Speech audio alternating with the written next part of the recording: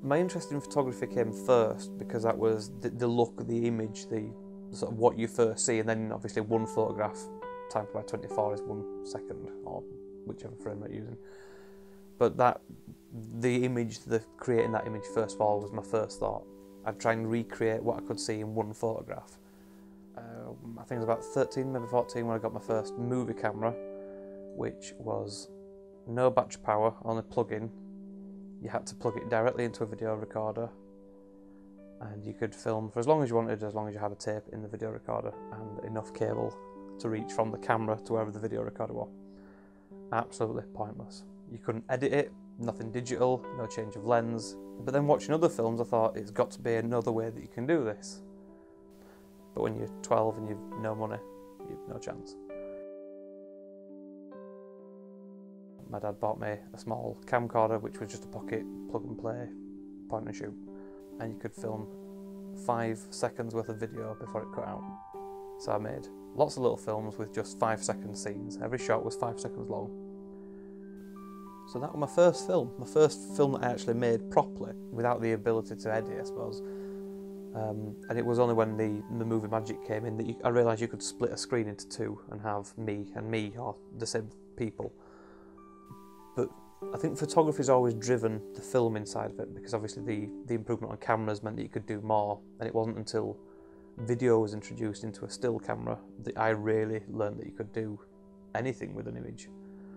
Up until that point it had just been, as I said, the first camera I had was record whatever the camera had automatically. So that's sort of the basics of where I started making films.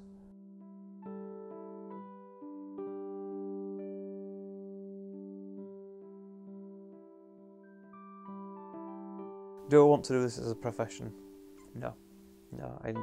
I enjoy having a job through the week that I wake up, the 9 to 5, the dull morning, boring little life, and then having something outside that life to look forward to. And that for me is as different as the two can get. I think if we're comparing modern day technology to what I had back then, there's obvious pros and cons between the two. The first pro would be the fact that it's affordable now.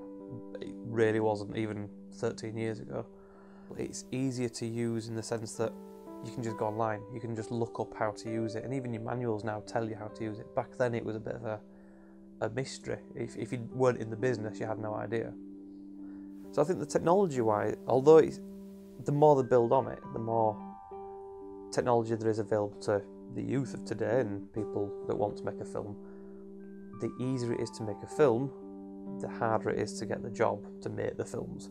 So I think that's why there's a lot more amateur things. And also you can, as I say, you can just make a film now, burn it to disc, give it to 1,000 friends. You can stick it on YouTube, you can link it to somewhere around the world. You can showcase your talent, but that also means that the rest of the world is doing that. And if you've got the world making talent, then how do you pick out the talent that you want?